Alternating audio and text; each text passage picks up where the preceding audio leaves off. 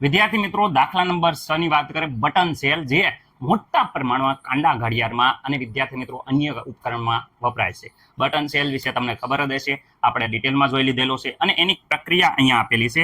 તો એના આધારે આપણે વિદ્યાર્થી મિત્રો અહીંયા ડેલ્ટા G0 પ્રમાણિત ગિબ્સ ઉર્જા અને પ્રમાણિત કોષ પોટેન્શિયલ વિદ્યાર્થી મિત્રો ગણવાનો છે.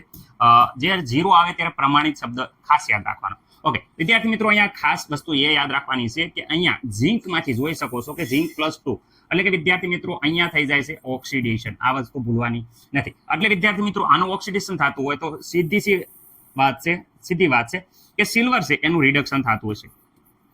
રેડી વિદ્યાર્થી મિત્રો, અહીંયા સિલ્વરનું ઓક્સિડેશન આગ જોશો તો +1 આવશે, અહીંયા વિદ્યાર્થી મિત્રો 0 એટલે રિડક્શન થશે.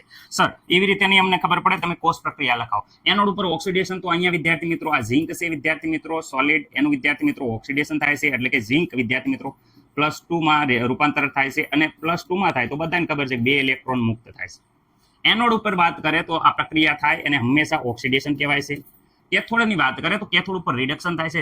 રિડક્શનમાં જોઈ શકો છો તમે અહીંયા વિદ્યાર્થી મિત્રો Ag2O એ વિદ્યાર્થી મિત્રો 2 ઇલેક્ટ્રોન વિદ્યાર્થી મિત્રો મેળવે છે. અહીંયા જોઈ શકો છો 2 ઇલેક્ટ્રોન મેળવી અને વિદ્યાર્થી મિત્રો અહીંયા જોઈ શકો છો કે 2Ag વિદ્યાર્થી મિત્રો જોઈ શકો છો. સાથે સાથે વિદ્યાર્થી મિત્રો અહીંયા પાણી પણ છે, તો આ પાણી પણ આ પ્રક્રિયામાં ભાગ ભજવશે એટલે કે H2O. આપણે કોષ પ્રક્રિયા વખતે સમજાય જ તો વિદ્યાર્થી મિત્રો આ અહીંયા જોઈ શકો છો કે આ 2 ઇલેક્ટ્રોન છે એ વિદ્યાર્થી મિત્રો અહીંયા પાણી સાથે પ્રક્રિયા કરી અને અહીંયા વિદ્યાર્થી મિત્રો OS- બનાવશે.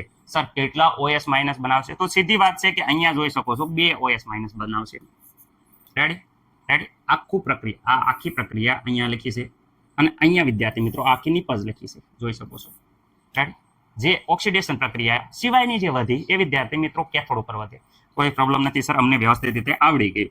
હવે વિદ્યાર્થી મિત્રો અહીંયા E0 સેલ બરાબર તો ખબર છે, right cell minus left cell, cathode minus anode વિદ્યાર્થી મિત્રો. તો અહીંયા વિદ્યાર્થી મિત્રો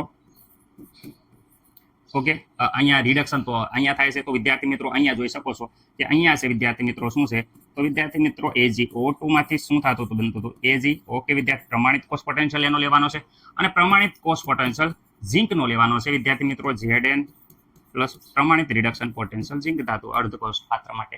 ઓકે વિદ્યાર્થી મિત્રો આનો પ્રમાણિત કોષ પોટેન્શિયલ આપણે પ્રયોગ દ્વારા મેળવ્યો તો 344 વિદ્યાર્થી મિત્રો 0.344 વોલ્ટ મળ્યો. ઓકે ઝિંકનો તો દરેક વિદ્યાર્થી મિત્રોને પહેલેથી જ આવડે છે, કારણ કે ઝિંકનો વિદ્યાર્થી મિત્રો આના પહેલા પણ આપણે જોઈ લીધો જે છે માઇનસ વિદ્યાર્થી મિત્રો 0.70.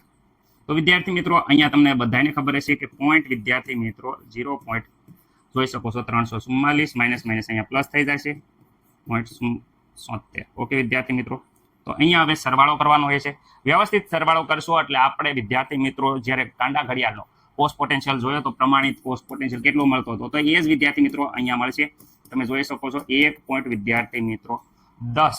રેડી વિદ્યાર્થી મિત્રો 1 પોઈન્ટ વિદ્યાર્થી મિત્રો 140 વોલ્ટ આ કહી શકો છો. આ મળી ગયો પ્રમાણિત વિદ્યાર્થી મિત્રો કોષ પોટેન્શિયલ. ઓકે આમાં મને નથી લાગતું કે કોઈને કાંઈ પ્રોબ્લેમ હોય. સર અમને કાંઈ પ્રોબ્લેમ નથી. હવે વિદ્યાર્થી મિત્રો પ્રમાણિત ગિબ્સ ઉર્જા રેડી. ઓકે કેટલો કેમ થાય તો માઇનસ વિદ્યાર્થી મિત્રો NF E0 સેલ. આ બધાને સૂત્ર વિદ્યાર્થી મિત્રો આવડે છે. માઇનસ n બરાબર તો સર અહીંયા જોઈ શકો છો કે કેટલા ઇલેક્ટ્રોન વિદ્યાર્થી મિત્રો ફેરબદલી થાય છે.